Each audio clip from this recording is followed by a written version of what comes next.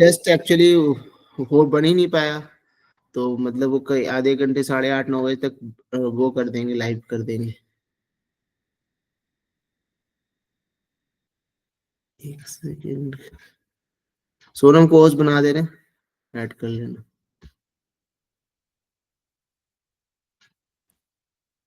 आप लोग किसी भी सब्जेक्ट को बहुत दिनों तक छोड़ा मत करिए, फिर आपकी नहीं तो पिछले समय में आपने जितनी भी मेहनत करी है वो सब खराब हो जाती है। ठीक है, इसलिए इस बात को जरूर ध्यान रखिएगा। कहाँ तक थे हम लोग? हाँ, यूरोपियन यूनियन डिफॉरेस्टेशन रेगुलेशन, ये स्क्रीन दिख रही है ना सबको? यस सर, दिख तो यूरोपियन यूनियन जो है डिफॉरेस्टेशन रेगुलेशन, ये है क्या?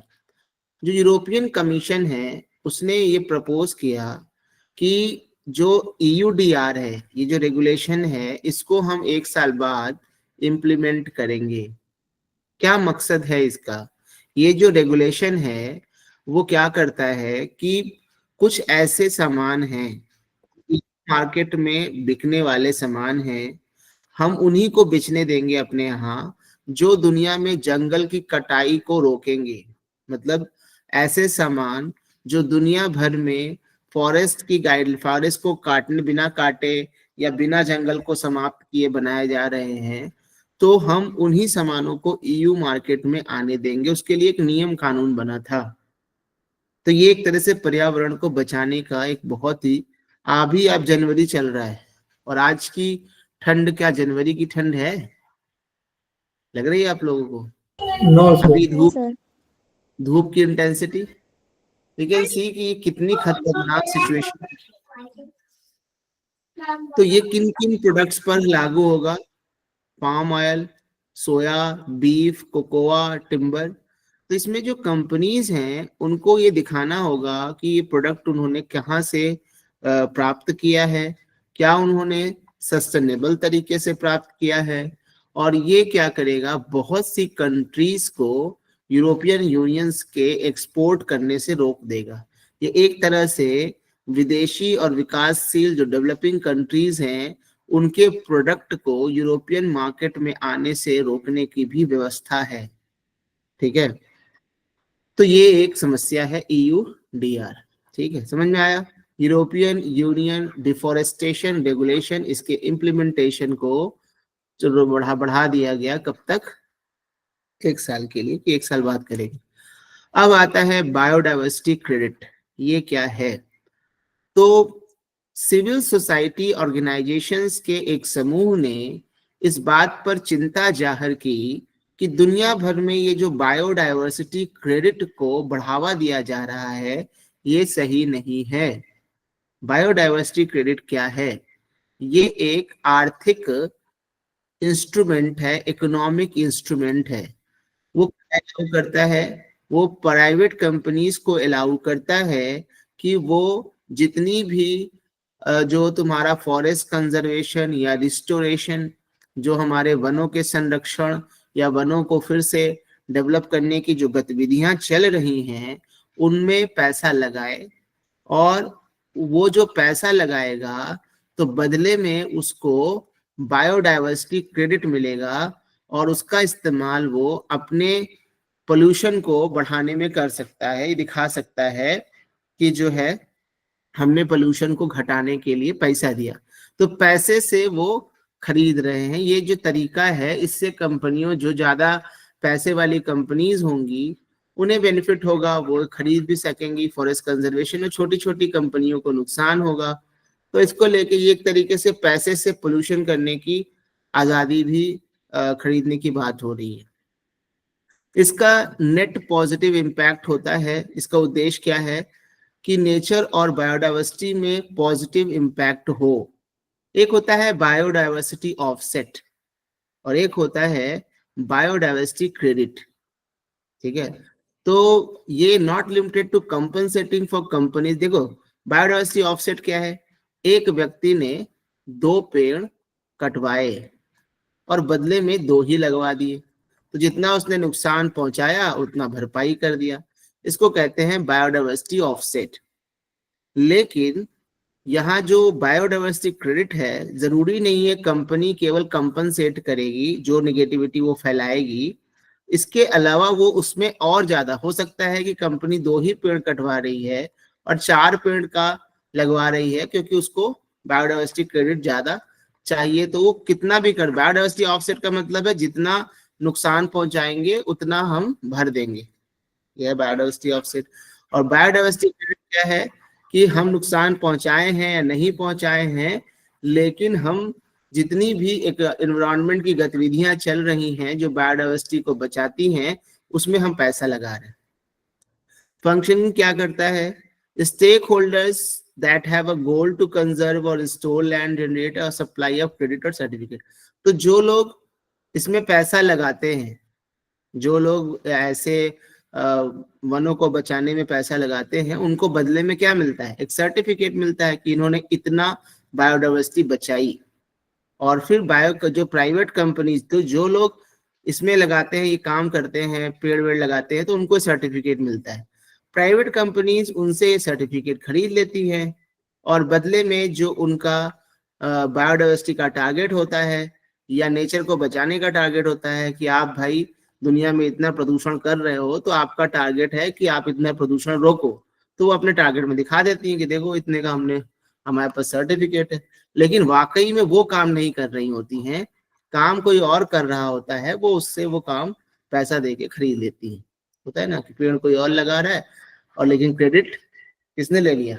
जिसके पास पैसा है। अब आइए, आपका जो अंटार्कटिका हरा हो रहा है, अंटार्कटिका का हरा होना अच्छा है या बुरा है? बुरा है सर। कभी ग्रीनरी बुरी भी होती है। वो अंटार्कटिका में अगर ग्रीनरी हो गई तो फिर समझ लो पृथ्वी को बचा पाना नामुमकिन हो जाएगा। चलिए देखे कैसे।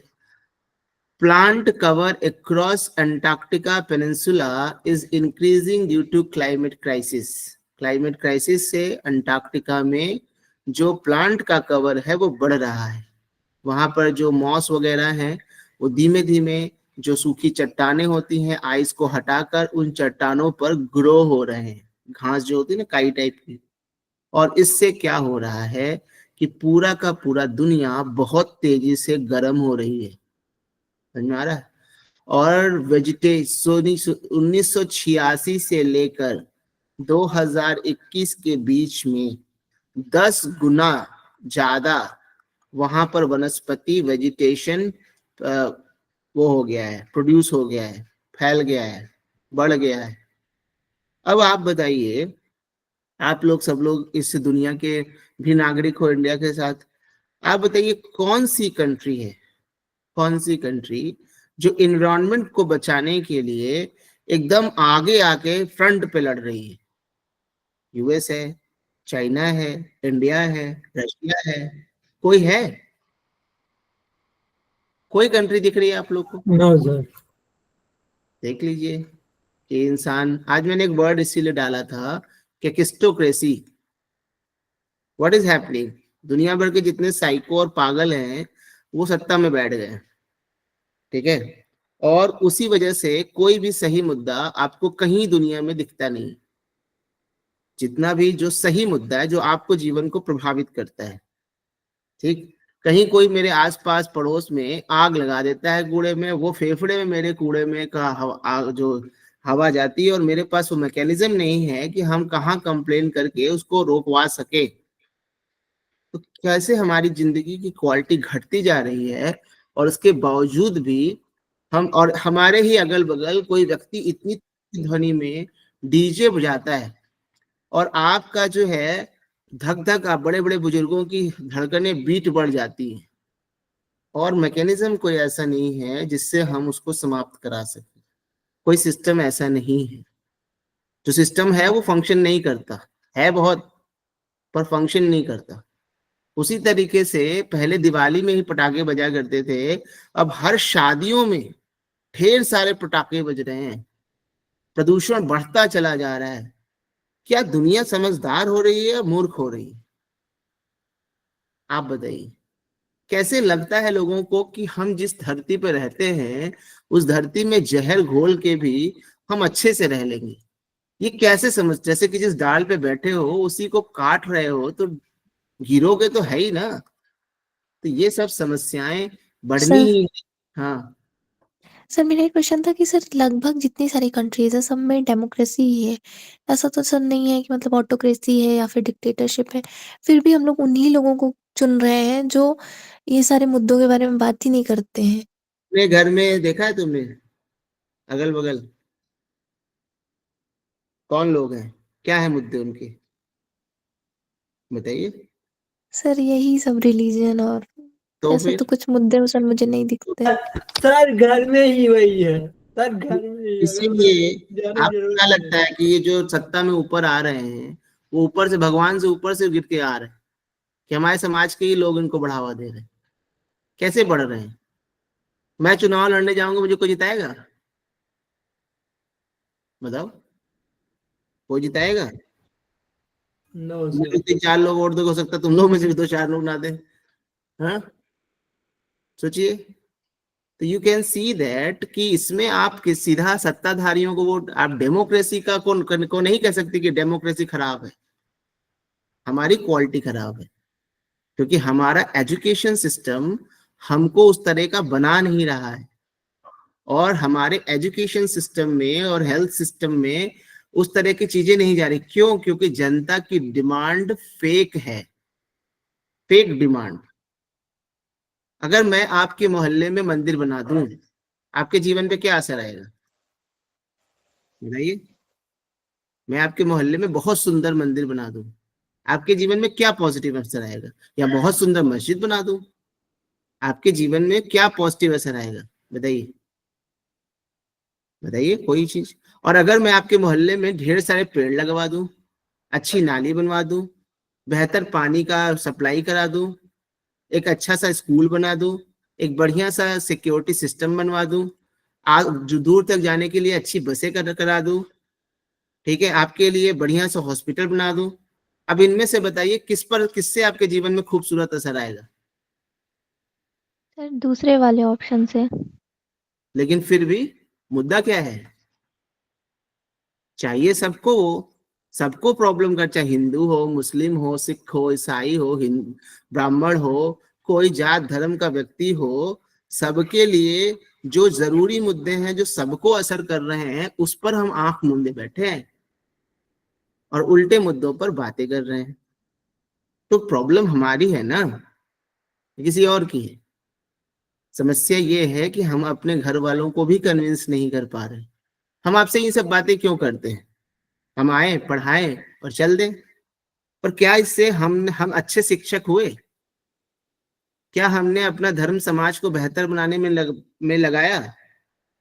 क्या अपने देश को बेहतर बनाने का कुछ भी योगदान दिया? क्या बच्चों के मन में सही शिक्षाएं दी? सोचिए। केवल परीक्षा पास कर लेने से देश तो अच्छा नहीं होगा ना, परीक्षा में भी तो भ्रष्टाचार है, वो भी तो मुद्दा है। वो सब क्यों है? आपकी क्वालिटी ऑफ लाइफ खराब हो रही है और हम सब शांति से देख रहे हैं, और ये सब समस्या है। चलो, तो ये अंटार्कटिका से ये सब बातें उठी कि दुनिया इतनी गर्म हो जाएगी कि उसमें रहना मुश्किल हो जाएगा। इन्वेसिव स्पीसीज, इन्वेसिव स्पीसीज क्या होती है? आक्रामक स्पीसीज, जो स्पीसीज वहां नहीं पाई जाती है उसकी संख्या बढ़ती चली जाएगी, जो उसके इकोसिस्टम को नुकसान पहुंचा देगी, ठीक है। और क्लाइमेट, अब आपको पता है सबसे ज्यादा सूर्य के प्रकाश को कौन वापस भेजता है अंतरिक्ष में? बर्फ, आइस। आइस। और अगर आइस चली गई तो पृथ्वी कितनी ऊष्मा, कितनी एब्जॉर्ब करेगी? तो सोचिए कितनी गर्म हो जाएगी पृथ्वी। एल्बिडो एक वर्ड है, याद कर लीजिएगा, एग्जाम में आपके आता है। एल्बिडो का मतलब क्या होता है? किसी भी बॉडी की रिफ्लेक्शन की जो कैपेसिटी है उसको कहते हैं एल्बिडो। तो अगर बर्फ घट गई तो क्या पृथ्वी का एल्बिडो बढ़ेगा या घटेगा? सन के घटेगा।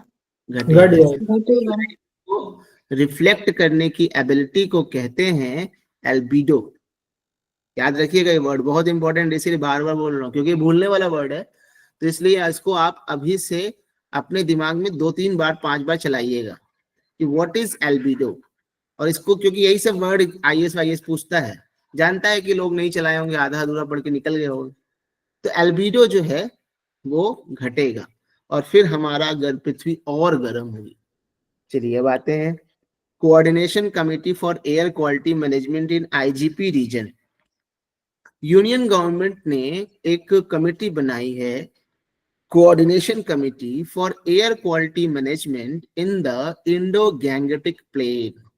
इंडो गैंगेटिक प्लेन मतलब उत्तर प्रदेश, बिहार, दिल्ली, जितने भी गंगा के मैदानी इलाके हैं उन इलाकों में एयर क्वालिटी को बेहतर करने के लिए कमेटी बनी है। ये 10 मेंबर का पैनल है जो कि फोकस करेगा कि बिहार, चंडीगढ़, दिल्ली, हरियाणा, झारखंड, पंजाब, उत्तर प्रदेश और बंगाल में हवा की क्वालिटी कैसे बेहतर की जाए। ठीक है, यहाँ पर एयर पोल्यूशन ज्यादा रहता है, कारण कि सामने एक बहुत बड़ा पहाड़ खड़ा है जो गंदी हवाओं को उधर जाने नहीं देता और वो हवाएं इधर ही रह जाती हैं इसी रेंज में। तो वो देखेगी क्या करें, कैसे करें, क्या कर सकते हैं, तो ये कमेटी बनी है। बाकी आप लोगों को पता है एक बिजली चल रही, एक योजना चल रही है, पीएम सूर्य घर मुफ्त बिजली योजना। आपके घरों पर सोलर पावर पैनल लगाने की योजना है। तो इसके लिए सेंटर ने नोटिफाई किया है guideline for innovation projects, innovative project component under PM Surya में एक नया चीज डाला है कि इनोवेटिव प्रोजेक्ट्स जो हैं उसके लिए कुछ गाइडलाइन बनाई गई है। Ministry of new and renewable energy has notified operational guideline to encourage advance. तो देखो मेनली क्या कर रहे हैं कोशिश, अभी आपके छतों पर जो सोलर पैनल लगते हैं उनकी क्षमता बहुत कम होती है। ठीक है, वो जितना प्रकाश लेते हैं उसका बहुत कम लाइट में कन्वर्ट करते हैं। तो नई टेक्नोलॉजीज आएंगी तो सूर्य के प्रकाश से ज्यादा बिजली बना सकेंगी, जिससे कि हमारी समस्याओं का समाधान हो। तो एक गाइडलाइन आई है कि लोग और मतलब जो कंपनियां हैं और बेहतर टेक्नोलॉजी लाएं, अच्छा बिजनेस मॉडल लाएं और जो तुम्हारे छतों पर सोलर पैनल लगे लंबे समय तक चले। ठीक है, तो उसी के लिए है। इनोवेटिव प्रोजेक्ट कंपोनेंट में क्या है, ऐसे स्टार्टअप इंस्टीट्यूशंस या इंडस्ट्रीज जो नए नए कॉन्सेप्ट लेकर आएंगे, जैसे कि blockchain based peer to peer solar trading से भी संबंधित कि सूर्य की बिजली की खरीद फरोख्त हो सके, उससे संबंधित कोई भी नई टेक्नोलॉजी लाएंगे तो उनको सपोर्ट किया जाएगा। एलिजिबिलिटी और टारगेट ग्रुप क्या है, कोई भी एंटिटी या इंडिविजुअल कोई भी इंटरनेशनल कोऑपरेशन के साथ मिलकर भी काम कर सकता है। प्रोजेक्ट में कितनी ड्यूरेशन है, मैक्सिमम ड्यूरेशन 18 महीने की है। 500 करोड़ का फंड लगाया जा रहा है कि जो रूफ टॉप सोलर टेक्नोलॉजीज हैं बेहतर हो सके। Funding for project, financial assistance of up to 60% of project cost of. तो इसमें से या तो 60% देंगे या 30 करोड़ जो भी कम होगा उतना देंगे किसी भी प्रोजेक्ट का। टोटल 500 करोड़ का फंड बनाए। कौन कौन इसको चलाएगा, कौन सी agency, national institute of solar energy NISE। तो देखिए जो ये पीएम सूर्य घर मुफ्त बिजली योजना 2024 है, इसकी नोडल मिनिस्ट्री है union ministry of new and renewable energy. ये 2026-27 तक चलेगी। घरों पर जो है रूफ टॉप सोलर पैनल लगते हैं, 78,000 तक आपको, यानी 1 लाख तक आपको मिलता है, सब्सिडी मिलती है और 300 यूनिट तक की बिजली आप फ्री में यूज बना सकते हैं अपने घरों में। सब्सिडी बेनिफिट क्या है, 60% of solar unit cost for system up to 2 kilowatt capacity and 40% of additional. Mainly देखो जब अगर तुम 2 किलोवाट लगाते हो तो तुमको सेंट्रल गवर्नमेंट की तरफ से 60,000 की सब्सिडी मिलती है। 3 किलोवाट लगाते हो तो 78,000 की सब्सिडी मिलती है। और हमारे यूपी गवर्नमेंट भी 30,000 की सब्सिडी दे रही है। तो मैक्सिमम 3 किलोवाट पे आपको 1,08,000 तक की सब्सिडी मिल जाती है। ठीक है, बशर्ते कि आपका छत बेहतर हो और जो कंपनी जो वादा कर रही है वो पूरा कर सके और आपके यहाँ लाइट आती हो तब ये सफल है। अगर लाइट नहीं आती हो तब सफल नहीं है, क्योंकि तब आपकी बिजली जाती नहीं है। तो लाइट आती है तभी ये फायदा करता है। World energy outlook 2024, international energy agency ने रिलीज किया एक अपनी रिपोर्ट है वर्ल्ड एनर्जी आउटलुक। ये क्या है? दुनिया में एनर्जी की क्या स्थिति है उसको दिखाने की कोशिश होती है, एक रिपोर्ट होती है। इसका कहना है कि देखो दुनिया भर में जो लड़ाई युद्ध खतरे चल रहे हैं उससे एनर्जी सुरक्षा को खतरा है। क्यों? क्योंकि जिन देशों से लड़ाई चल रहा है उन देशों से ही पेट्रोल गैस कई देशों को जाता है, और एक रास्ता है होर्मुज की खाड़ी, होर्मुज का जल संधि, स्ट्रेट ऑफ होर्मुज। किन दो देशों के बीच में है स्ट्रेट ऑफ होर्मुज? ओमान और ईरान। ओमान और ईरान। तो जो आप लोग को पता है ना कि सबसे ज्यादा तेल जो होता है वो कौन सी खाड़ी में होता है? पर्शियन गल्फ, फारस की खाड़ी, पता है? वहां से तेल की जहाज जो निकलती हैं कौन से रास्ते से निकलती है? इसी होर्मुज की स्वेज खाड़ी से। कैनाल। नहीं नहीं, स्वेज कनाल तो लाल सागर में। आपका जो वहां से जो जहाज बनती है वो होर्मुज की खाड़ी से आएगी, फिर नीचे जाएगी, फिर बाबल मंडेब की जो स्ट्रेट है उससे होकर रेड सी में जाएगी, तब स्वेज कनाल से वो मेडिटेरेनियन सी जाएगी। ठीक है, याद है ना वो पॉइंट? ऐसे जैसे कि मान लीजिए ये है, ये स्वेज कनाल है, इधर पर्शियन गल्फ है, ये आपका स्ट्रेट ऑफ होर्मुज है, यहाँ से जहाज लदी, इधर ही सब तेल के खदाने हैं, ये ऐसे गए इधर से जाके स्वेज कनाल से मेडिटेरेनियन सी चलेगी और बाकी के जगहों पर। तो ये तुम्हारा जो स्ट्रेट ऑफ होर्मुज है ये एक बहुत ही इंपॉर्टेंट, दुनिया की जो 20% टोटल ग्लोबल ऑयल है और तुम्हारा गैस है उसकी सप्लाई स्ट्रेट ऑफ होर्मुज के थ्रू होती है। यहाँ कुछ दिक्कत होती है तो पूरी सप्लाई हिल जाती है। ठीक है, क्लीन एनर्जी जो है बहुत तेजी से बढ़ रहा है और ये इन दुनिया के लिए बहुत ही अच्छी बात एक हो रही है। 560 गीगावाट नई रिन्यूएबल एनर्जी कैपेसिटी को जोड़ा गया 2023 में। आने वाले समय में दुनिया एनर्जी की प्रॉब्लम से आजाद हो जाएगी। More than half of the world's electricity will be generated by low emission sources before 2030. 2030 तक दुनिया की जितनी भी बिजली बनती है उसका आधे से ज्यादा बिजली कम जो है पर्यावरण को नुकसान करने वाले स्रोतों से बनेगी, जिसमें कम कार्बन डाइऑक्साइड निकले। अब आता है इंटरनेशनल एनर्जी एफिशिएंसी हब। ठीक है, तो यूनियन के, हाँ एक चीज और आप लोगों को बता दें, अगर आप लोगों को सच में यूपीएससी निकालना है तो आप लोगों को एक सलाह है, पहले तो आप लोगों ने, जिन लोगों ने पॉलिटी पढ़ ली है उस पॉलिटी को सही से रिवाइज कर ले, ज्योग्राफी जहां तक पढ़ी है, मैपिंग पढ़ी है उसको रिवाइज कर ले, हिस्ट्री चल रहा है साथ साथ चले, करेंट अफेयर्स जो मेरा ये चल रहा है इस पर बहुत अच्छे से ध्यान दें। इतना करने पर आपकी 2000, और जिसका सीसेट वीक है वो रोज 1 घंटे अपने मैथ्स को स्ट्रॉन्ग करने में लगाए और बेसिक कम से कम आए। इतना करने पर आपका यूपीएससी 2025 की संभावनाएं बन जाएंगी अच्छी खासी। बहुत ज्यादा नंबर लाना नहीं होता, 100 नंबर आप पास होते हो, वो ज्यादा होता है, 80 पर भी लोग पास हो जाते हैं आजकल। तो इसलिए आपकी संभावना बहुत अच्छी है, बशर्ते आप ध्यान से काम को करें। हर दिन अगर प्रोडक्टिव रहेंगे तो बहुत आसानी से 2025 का मेंस लिखेंगे। ठीक है, लेकिन वो सब आप पे है, हम बस बता सकते हैं। International energy efficiency hub, union cabinet ने अप्रूव किया है, एक लेटर ऑफ इंटेंट साइन किया है जिसमें इंडिया ज्वाइन करना चाहता है इंटरनेशनल एनर्जी एफिशिएंसी हब, और इसके लिए ब्यूरो ऑफ एनर्जी एफिशिएंसी को नोडल एजेंसी के रूप में चिन्हित किया गया है। ये है क्या? ये 2020 में बना था। International partnership for energy efficiency जो पहले की संस्था थी उसके बाद ये संस्था बना, इसमें इंडिया मेंबर था। ये ग्लोबल प्लेटफॉर्म है, वो क्या करता है दुनिया भर में एनर्जी एफिशिएंसी को बढ़ावा देने की कोशिश करता है। एनर्जी एफिशिएंसी का मतलब क्या होता है?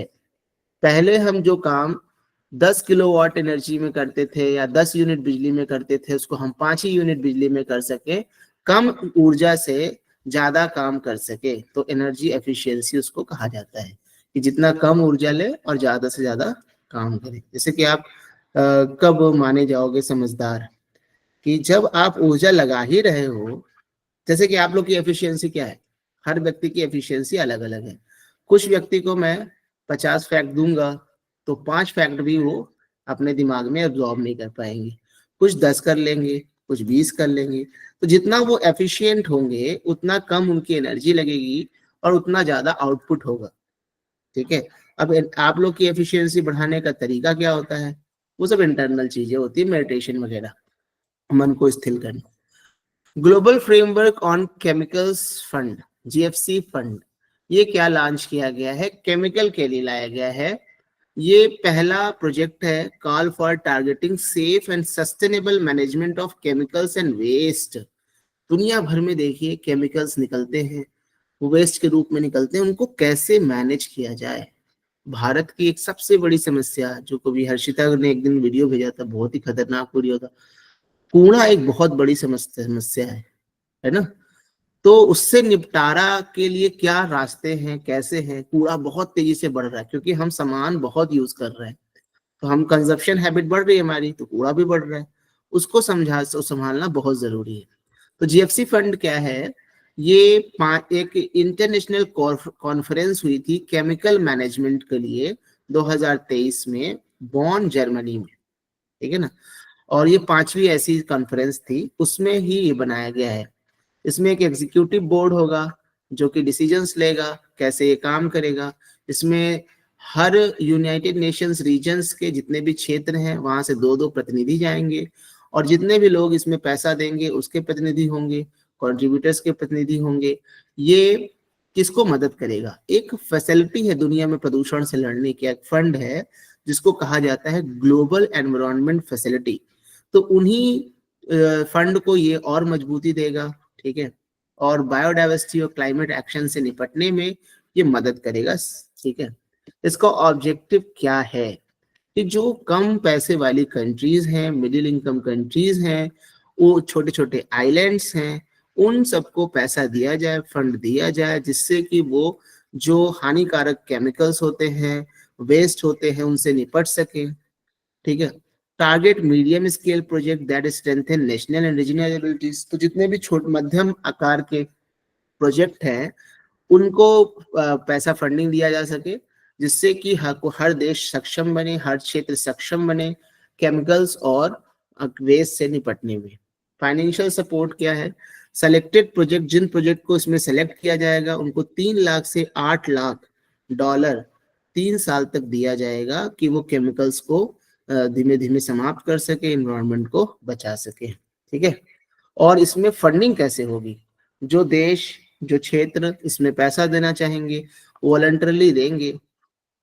अब अभी सोचिए कि दुनिया का हर देश ये सोचने लगे कि हमारा जो हम बस अपने तक सीमित हैं। सपोज करिए कि अगर मैक्सिको में बहुत जबरदस्त प्रदूषण फैल जाए तो क्या हवा यूएसए में नहीं जाएगी? उसको पता है कि ये मैक्सिको की हवा है, मैक्सिको का कूड़ा है, जला है, तो मैक्सिको तक रहना चाहिए। ये जो छोटी छोटी सोच होती है उसकी वजह से पृथ्वी को नुकसान होता है। अदर ग्लोबल इनिशिएटिव जो कि केमिकल और वेस्ट से निपटने के लिए बनाई गई हैं, देखिए सब इतना इंपॉर्टेंट होता है, यही सब आप लोग अभी एनवायरनमेंट में पढ़ते हो, तो यहाँ जो मिलता है उसको एक एक करके पढ़ते चले जाओगे तो एनवायरनमेंट जब पढ़ोगे तो रिवीजन होगा। तो ये क्या है? Strategic approach to international chemical management. ये एक ग्लोबल पॉलिसी है, पॉलिसी फ्रेमवर्क। फ्रेमवर्क क्या होता है? जैसे कि आपको एक ढांचा बना दिया जाता है कि ऐसे ऐसे काम करोगे, तो जैसे तुम प्लान बनाते हो अपना, उस तरह से फ्रेमवर्क होता है कि क्या करें, कैसे करें कि हम जो है केमिकल्स को के नुकसान को घटा सके, ठीक है। केमिकल को कैसे यूज किया जाए, उनके तरीकों को बताया जाता है, कैसे उनका निस्तारण किया जाए। अब एक बहुत बड़ी कन्वेंशन है, कन्वेंशन मतलब एक होती है इंटरनेशनल ट्रीटी। तो बासेल कन्वेंशन है, ये क्या करती है? जो हजार्डस वेस्ट है, बहुत से ऐसे वेस्ट होते हैं जो बहुत हानिकारक होते हैं, ऐसा कूड़ा होता है, तो उस हानिकारक कूड़े को कैसे उसका निस्तारण किया जाए, कैसे उसको डिस्पोज किया जाए। और जो लोग बड़े देश क्या करते हैं, वो अपने देश का कूड़ा छोटे देशों में भेज देते हैं। तो उस तरह की चीजों को कैसे रोका जाए कि जो हानिकारक कूड़े हैं वो एक देश से दूसरे देश ना जाए, जिस देश में हो उसी देश में उसका निपटारा हो जाए। तो ये है एक एक है स्टॉकहोम कन्वेंशन। ये क्या है? तो देखो, एक होता है परसिस्टेंट ऑर्गेनिक पोल्यूटेंट। ये क्या होता है? तो एक ऐसे कुछ ऑर्गेनिक प्रदूषक होते हैं जो बहुत समय तक पर्यावरण में रहते हैं। उन प्रदूषकों को का यूज कम करने के लिए ट्रीटी है, कैसे मानव की हेल्थ को और पर्यावरण को ऐसे पोल्यूटेंट से बचाया जाए, उसके लिए स्टॉकहोम कन्वेंशन है।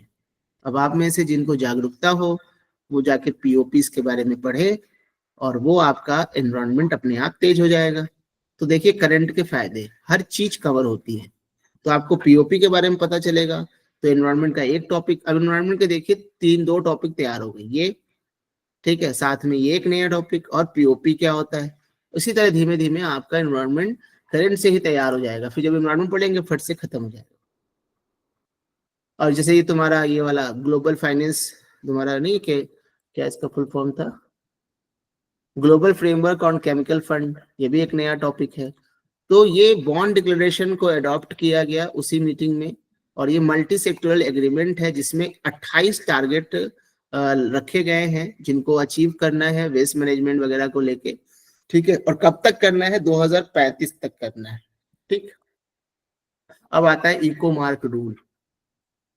तो ये बहुत कुछ है नहीं, इसमें बस इतना समझ लो कि हमारे यहाँ जो प्रोडक्ट होते हैं वो एनवायरमेंटली सेफ है कि नहीं, उनमें एक वो लगा रहता है, लोगो लगा रहता है इको मार्क का, कि जो ये इको मार्क अगर किसी पर लगा हुआ है तो इसका मतलब कि ये जो फूड है, कॉस्मेटिक है, सोप्स हैं, वो प्रोडक्ट्स है। तो जो हम लोग की एक सरकार की एक स्कीम चल रही है लाइफ स्टाइल फॉर एनवायरनमेंट, उसके प्रिंसिपल्स को और मजबूत करता है। तो इको मार्क रूल्स में कुछ चेंज लाए गए हैं, ठीक है, बस इतना ही है, इसमें बहुत इम्पोर्टेंट नहीं है, मतलब एग्जाम के पॉइंट ऑफ व्यू से, ठीक है। यहाँ एक चीज बस ध्यान रख लो कि इको मार्क रूल जो है, जो भी मैन्युफैक्चरर है उसको अगर इको मार्क लोगो लेना होगा तो वो कहाँ अप्लाई करेगा? सेंट्रल पोल्यूशन कंट्रोल बोर्ड के यहाँ अप्लाई करेगा। और आपको अगर इको मार्क मिल गया तो कितने दिन तक वैलिड रहेगा? 3 साल तक वैलिड रहेगा, ठीक है। और ये जितने भी इको मार्क रूल से संबंधित जितनी भी चीजें वो कौन देखता है? स्टीयरिंग कमेटी होती है जिसको हेड करते हैं एनवायरनमेंट सेक्रेटरी, ठीक। तो जो हमारे एक्चुअली कैसे मिलता है, सिंपल सा बात है, एक क्वालिटी स्टैंडर्ड वगैरह दिया गया है जो कंपनी फॉलो करती है। तो ये यहाँ पर जाएंगे लोग सेंट्रल पोल्यूशन कंट्रोल बोर्ड पे, देखेंगे कि ये कंपनी फॉलो कर रही है कि नहीं, तो फिर उसको वो इको मार्क दे दिया जाएगा कि हाँ ये प्रोडक्ट बनाने के लिए ये बहुत ही बेहतर टेक्नोलॉजी का इस्तेमाल कर रही है, ठीक है। और भी कोई कुछ कह रहा है? Other environmental certification in India, अभी इस तरह का एक और सर्टिफिकेशन है इंडिया में होता है, कौन सा? India forest and would certification scheme. तो इसमें क्या है कि जो लोग लकड़ी का इस्तेमाल करते हैं, क्या वो लकड़ी को सही तरीके से उन्होंने बनाया है, मतलब उन्होंने कहीं फॉरेस्ट जंगल काट के तो लकड़ी नहीं ला रहे हैं, जंगल से बाहर की लकड़ी का लगा रहे हो, लकड़ी लगा रहे हैं तो बदले में पेड़ लगा रहे हैं नहीं, ये सारा कुछ देख के सर्टिफिकेशन दिया जाता है कि जो लोग लकड़ियों का इस्तेमाल कर रहे हैं क्या वो जंगल को प्रोटेक्ट कर रहे हैं या नहीं कर रहे, ठीक है। तो ये आपकी एक scheme. IUCN support on agriculture and conservation, तो international union for conservation of nature है। देखिए ये भी एक एनवायरनमेंट का टॉपिक है। IUCN एक संस्था है, ये क्या निकालती है? IUCN कुछ निकालता है? Red list. Red list. तो IUCN जो है उसने एक फ्लैगशिप रिपोर्ट निकाली है जिसका मतलब वो है, टाइटल है एग्रीकल्चर और कंजर्वेशन। तो ये देखता है कि भाई जो कृषि है वो कैसे दुनिया के फॉरेस्ट के या तुम्हारा जो जानवर हैं उनके कंजर्वेशन में कितना योगदान दे सकती है। तो ये कहता है कि जो एग्रीकल्चर है, कृषि है, उससे बायोडाइवर्सिटी को कितना नुकसान हो रहा है। तो निगेटिव इम्पैक्ट देख लेते हैं कि जो एग्रीकल्चर है उसकी वजह से 34% स्पेसीज जो है वो खतरे में आ चुके हैं, जो IUCN की रेड लिस्ट है थ्रेटेंड स्पीसीज की।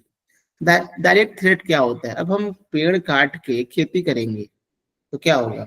उनका घर निवास खत्म हो जाएगा, ठीक है, उनका नेचुरल हैबिटेट चला जाता है। और हम लोग उस पर जो हानिकारक पेस्टिसाइड वगैरह डालते हैं उससे नुकसान होता है, ठीक है। पास्चर हम प्लांटेशन कर रहे हैं, एक ही प्रकार के पेड़ लगा रहे हैं, तो कई पेड़ों को काटते हैं तो कई पेड़ की प्रजातियां लुप्त हो जाती हैं। ओवर सिंचाई करते हैं तो कई जगह से पानी कमी हो जाती है और कोई जगह ओवर सिंचाई करने से नुकसान होता है। इनडायरेक्ट इम्पैक्ट क्या होता है कि कुछ इन्वेसिव एलियन स्पीसीज आती है। हम लोग खेती के लिए क्या करते हैं, बाहर से कोई बीज लाए जो वहां का लोकल बीज नहीं है, तो एक बाहरी स्पीसीज जब हम वहां लाते हैं तो बाहरी स्पीसीज क्या करता है, बहुत तेजी से वहां फैलने लगता है। इन्वेसिव स्पीसीज होता है, वहां के न्यूट्रिएंट्स वगैरह को सोख लेता है, तो वहां का जो नेचुरल स्पीसीज है वो गायब हो जाता है, ठीक है। इसे कोई बाहर से, जैसे कभी आर्यंस आए हड़प्पन को गायब कर दिए, उसी तरीके से कोई स्पीसीज आता है बड़ी तेजी से फैलता है। तो वो क्या जैसे सर अमेरिका से गेहूं आया था उसके साथ वो भी आया था जो हाँ। एक घास थी। तो उस तरह से बहुत तेजी से पार्थेनियम। फैलता है। तो न्यूट्रिएंट लोडिंग, हम लोग क्या करते हैं, ओवर न्यूट्रिएंट्स डाल देते हैं। सॉयल इरोजन, सॉयल हमारा नुकसान पहुंच रहा है, सॉयल खराब हो रहा है। एग्रोकेमिकल, तो ये सब बहुत से निगेटिव इम्पैक्ट एग्रीकल्चर के हैं बायोडाइवर्सिटी पर। पॉजिटिव इम्पैक्ट क्या है, तो 17% स्पीसीज जो हैं उनकी एग्रीकल्चर की वजह से उनको निवास मिला है। कई ऐसे स्पीसीज भी होते हैं जो खेतों में रहते हैं, तो जो उनके लिए फायदेमंद है, और कई स्पीसीज हैं जिनका जंगलों में रहते हैं, उनके नुकसानदायक है। Impact of biodiversity on agriculture. अब बायोडाइवर्सिटी का एग्रीकल्चर से क्या फायदा होता है, तो पॉजिटिव इम्पैक्ट क्या है कि देखिए हर स्पीसीज का कुछ रोल है। इकोसिस्टम जो हम लोग का सिस्टम है उसमें हर स्पीसीज कुछ काम कर रहा होता है। तो कुछ स्पीसीज ऐसे होते हैं जो कि क्या करते हैं, कुछ सेवाएं देते हैं, ठीक। जैसे कि मान लीजिए ह्यूमस बनाने में, खाद बनाने में, ठीक है। अभी केचुआ क्या करता है, केचुआ क्या माना जाता है, किसान का किसानों का मित्र। मित्र माना जाता है। तो कई तरीके के नए नए और जेनेटिक मटेरियल को बचाए रखने में, इन सब में क्या करती है कि हमारा जो इको बायोडाइवर्सिटी, जितनी ज्यादा स्पीसीज होंगी उतना ज्यादा इकोसिस्टम बेहतर काम करता है, हमारी जमीन उतनी अच्छी रहती है, हमारा जो है खाद उतना अच्छा बनता है, बारिश होती है, बहुत सी काम होता है। तो क्लाइमेट रेगुलेशन भी करते हैं, जैसे कि तुम्हारा अगर पेड़ पौधे कट जाएं, सोचो कि जहां पर पेड़ ज्यादा होते हैं वहां ज्यादा बारिश होती है, यहाँ जहां कम होते हैं वहां ज्यादा बारिश, यहाँ ज्यादा होते हैं यहाँ वहां ज्यादा बारिश। होता है। तो ये सब पेड़ रहेंगे, और साथ में पेड़ जहां रहेंगे तो नीचे जो है जमीन के अंदर पानी भी डालते हैं कि नहीं, रिचार्ज करते हैं कि नहीं, ग्राउंड वाटर रिचार्ज, ठीक है। पॉलिनेशन करते हैं, बहुत सी काम करते हैं। जब ये रहेंगे ही नहीं तो फिर कहाँ से खेती भी पनप पाएगी, खेती को भी तो रिक्वायरमेंट चाहिए कई चीजों की। तो इन सब चीजों से आपका पॉजिटिव निगेटिव इम्पैक्ट क्या है, इकोसिस्टम डिससर्विस, जैसे कि कुछ आपके कीड़े मकोड़े हैं, पैथोजन हैं, वो भी तो स्पीसीज है ना, जाकर फसल को नुकसान, बस वो ज्यादा मिनिमल इम्पैक्ट उनका होता है। ज्यादातर इको बायोडाइवर्सिटी का पॉजिटिव इम्पैक्ट ही होता है एग्रीकल्चर पर। अब क्यों एग्रीकल्चर बढ़ रहा है, कारण क्या है? अच्छा, दुनिया में ह्यूमन क्या है, इन्वेजिव स्पीसीज है या नहीं? What is human? Human invasive species है कि नहीं है? Yes sir. बहुत तेजी से फैल रहा है, और फैल भी ऐसे रहा है, एक आदमी इतने बड़े से प्लॉट में अकेले बढ़िया से चौड़े से रह रहा है, ठीक है, ऐसे फैल रहा है। ऐसा कोई स्पीसीज है दुनिया में जो ऐसे फैलती है, अकेले ही पूरा जमीन पर? एक तो अपने फैल ही रहे हो, ऊपर से कई ऐसे लोग होते हैं एक एक आइलैंड खरीद के सो रहे हैं, ऐसे भी हैं कि नहीं? आइलैंड्स भी खरीद के, तो सोचिए इससे बड़ा इन्वेसिव स्पीसीज दुनिया में कोई है? कोई भी है? तो दुनिया में ये जो अभी बताया था ना, आपकी दुनिया तबाह होगी तो कारण क्या होगा? मानव। Recommendations for aligning agriculture with, कैसे हम लोग एग्रीकल्चर को कंजर्वेशन के साथ जोड़े?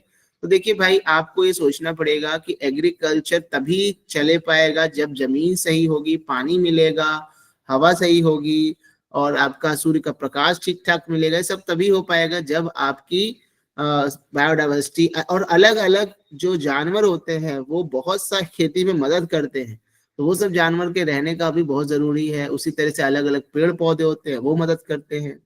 इकोसिस्टम सर्विस ये बहुत जरूरी है कि हमारा बायोडाइवर्सिटी मेंटेन रहे, क्लाइमेट का टेम्परेचर मेंटेन रहे, सॉइल की क्वालिटी मेंटेन रहे, पानी का स्तर मेंटेन रहे। एग्रीकल्चर के लिए तभी ना कृषि होगी, पानी नहीं होगा तो कृषि कहाँ से होगी, है ना। और हमें एग्रीकल्चर को और हमारी आर्थिक नीतियों को इस तरह से कन्वर्ट करना होगा जिससे कि आपका नेचर भी, पर्यावरण की सुरक्षा भी हो, कृषि भी हो, सब कुछ हो। और हमारी फूड पॉलिसी को हमें रिफॉर्म करना पड़ेगा। क्यों? अभी सोचो कि हम सब में हम लोग क्या जितना खाते हैं उतना खरीदते हैं कि बहुत सा फेंक देते हैं, वेस्टेज, या किसान जितना उगाता है उतना मार्केट में आता है कि बहुत सा वेस्ट हो जाता है? बताइए। अगर वो सब वेस्ट वेस्ट होता है। अगर वो वेस्ट ना हो तो कम जमीन पर ही बहुत बड़ा अनाज उपज जाएगा कि नहीं, जितना आपको जरूरत है। हमारा बहुत बड़ा सामान वेस्ट होता है, बहुत ज्यादा। इस वेस्टेज को लेकर क्या नीति है? आखिर वेस्ट, अभी आप बताइए एफसीआई के गोदामों में न जाने कितने टन गेहूं सड़ता है। सुना है ना आप लोगों ने खबर? एफसीआई के गोदामों में गेहूं सड़ गया, चूहे खा गए, ये सब हो गया।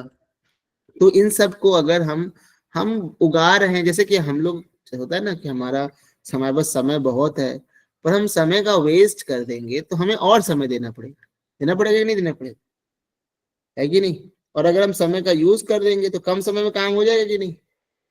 उसी तरीके से हम अपनी जमीन से जो उगा रहे हैं, अगर सब का सब मार्केट में पहुंच जाए और उसमें भी जो लोग खरीद रहे हैं उसका सही उपयोग करें, उतना ही खरीदे जितना जरूरी है, तो कितने कम सामान में सबका पेट भर जाए, हो जाएगा कि नहीं?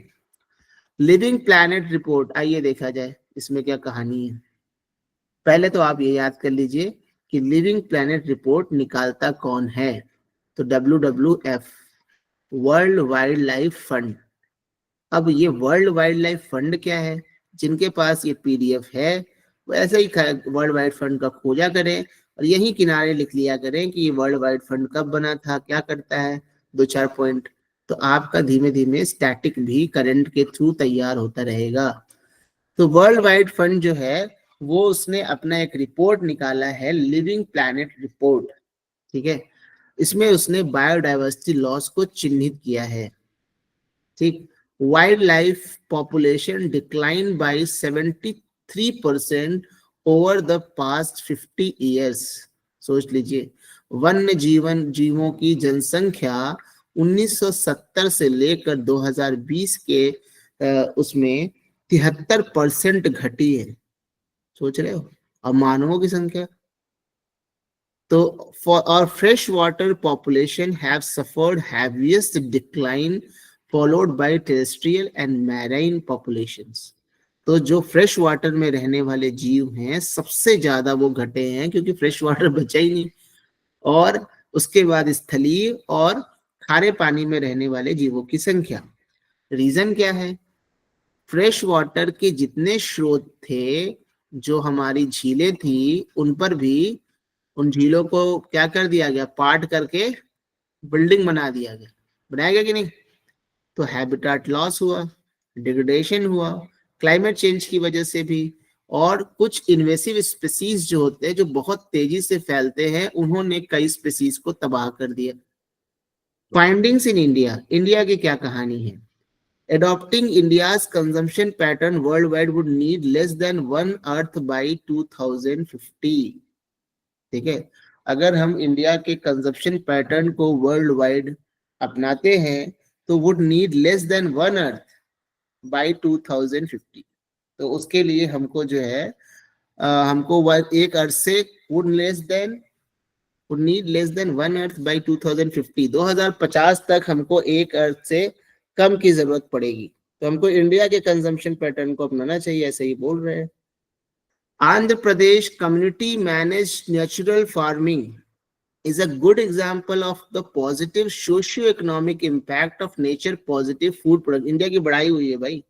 आंध्र प्रदेश का एक कम्युनिटी मैनेज नेचुरल फार्मिंग है, जो कि एक अच्छा एग्जाम्पल है जिससे कि सोशियो इकोनॉमिक इम्पैक्ट को हम कम कर सकते हैं, और जो है मतलब सामाजिक आर्थिक रूप से लोगों की मदद हो जाएगी, वहां पर लोगों को जो है उनको फूड भी मिल जाएगा, नेचर को भी बचा लेंगे। तो ये कम्युनिटी का एक तरीका है जिसमें पूरा समुदाय मिलकर नेचुरल फार्मिंग कर रहा है। और एक बहुत अच्छा मिशन है इंडिया का मिलेट मिशन। ये जो इंडिया का मिलेट मिशन है, इसका क्या फायदा है, इससे क्या फायदा हो सकता है इंडिया के मिलेट मिशन से? पानी का कम यूज होता है, उसके बाद जो है किसी भी कम use कंडीशन में इसको ग्रोथ हो सकता है इसका। होता है। तो पानी में पर का उसको कम, खाने से भी बहुत फायदा होता है। और खाने में भी फायदा होता है। रागी किसका अच्छा स्रोत होता है? आयरन आयरन का। का। आयरन और एनीमिया से भी बचा जा सकता है। तो यस देख सर। सकते, तो इंडिया का जो कंजम्पशन पैटर्न है वो एक्चुअली इंडिया के लोग अभी भी बहुत बड़े कंज्यूमर नहीं हुए हैं इस लेवल पर जैसे कि विकसित देशों में है। अब आता है कैमूर वाइल्ड लाइफ सेंचुरी। देखिए पॉजिटिव एग्जांपल में आप इंडिया का जब भी आंसर लिखें तो कुछ पॉजिटिव चीजें रखा करें, जैसे कि हमारा सोलर पावर, उसको हम डाल सकते हैं, कैसे हम इम्पैक्ट में बेहतर कर रहे हैं। देखिए एज अ सिटीजन, ध्यान रखिएगा आप, एज अ सिटीजन आपको सबसे बड़ा आलोचक होना चाहिए, पर जब आप एग्जाम लिखें और प्रश्न लिखें तो आपको पॉजिटिव पॉइंट भी पता होना चाहिए। दोनों रोल आपको ही निभाना है।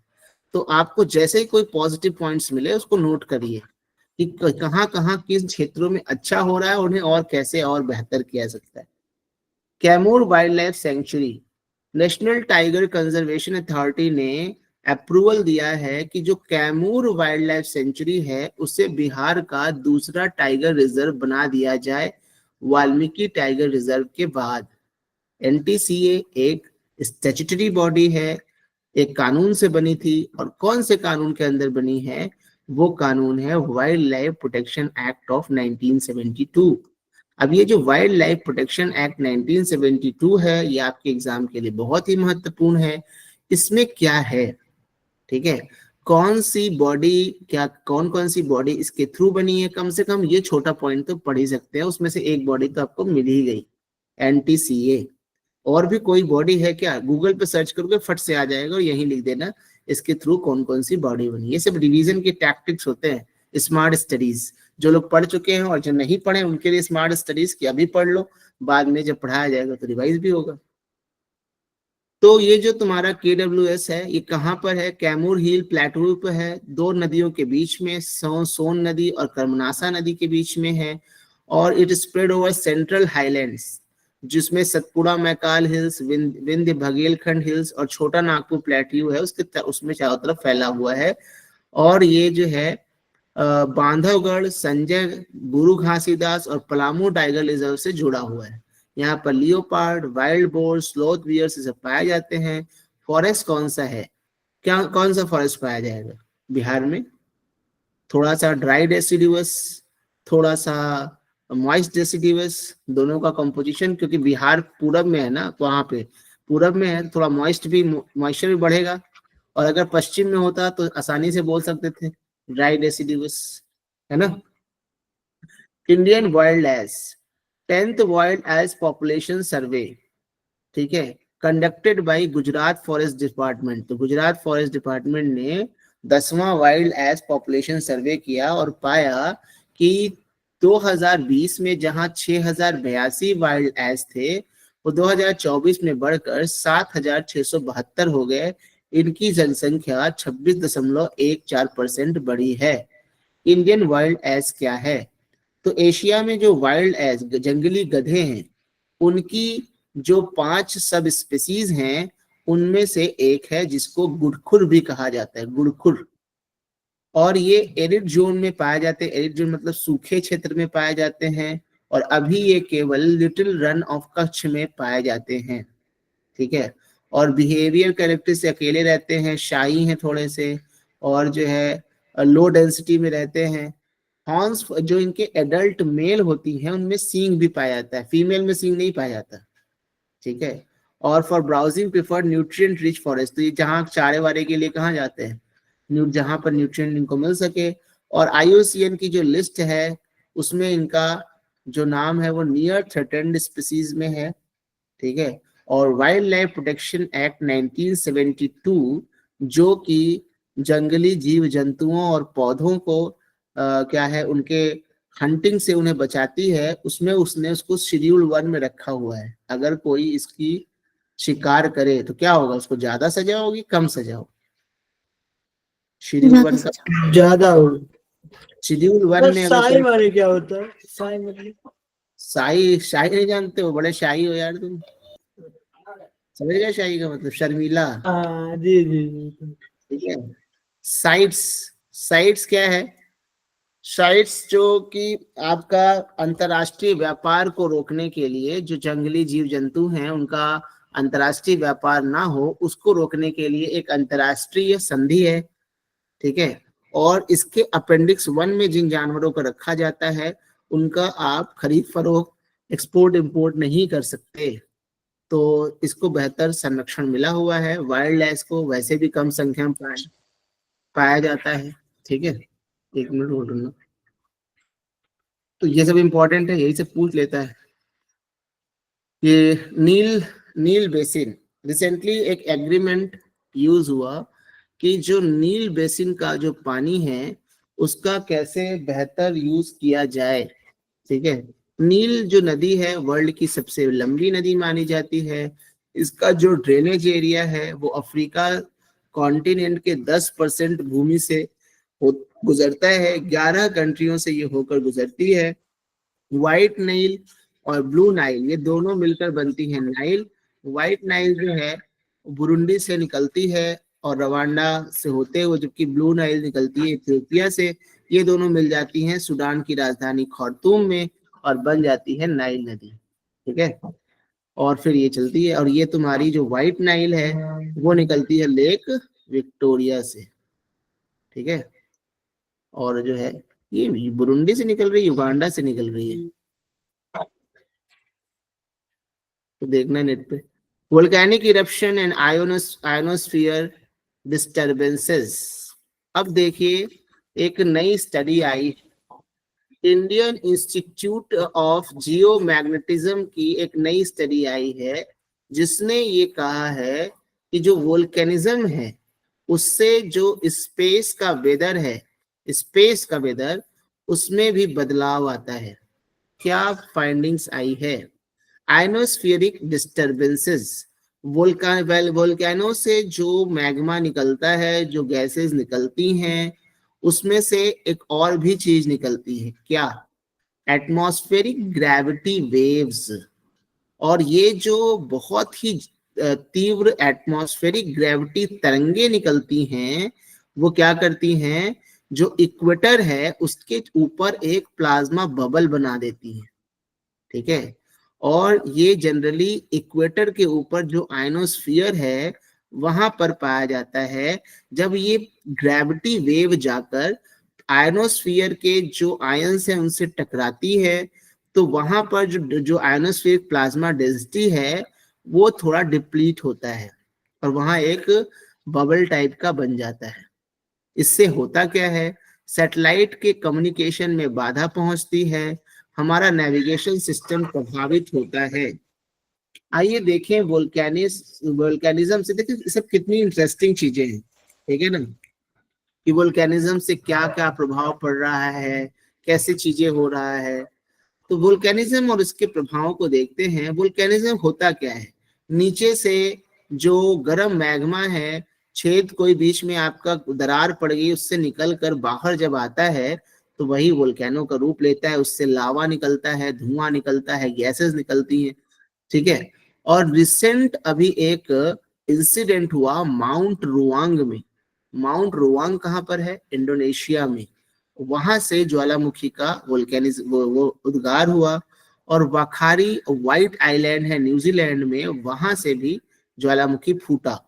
पॉजिटिव इम्पैक्ट क्या होता है पता है, कि जब ये बहुत तेज से लावा ऊपर आता है तो बादल रूपी चीज, यहाँ पर ढेर सारे जो लावा से धुआं निकलता है, गैसेस निकलती हैं, वो कण पार्टिकल चारों तरफ छा जाते हैं तो सूर्य के किरणों को वापस भेज देते हैं। तो कुछ समय के लिए क्या होता है, वहां पर कूलिंग हो जाती है क्योंकि सोलर रेडिएशन जमीन तक नहीं पहुंच पाती, ठीक है।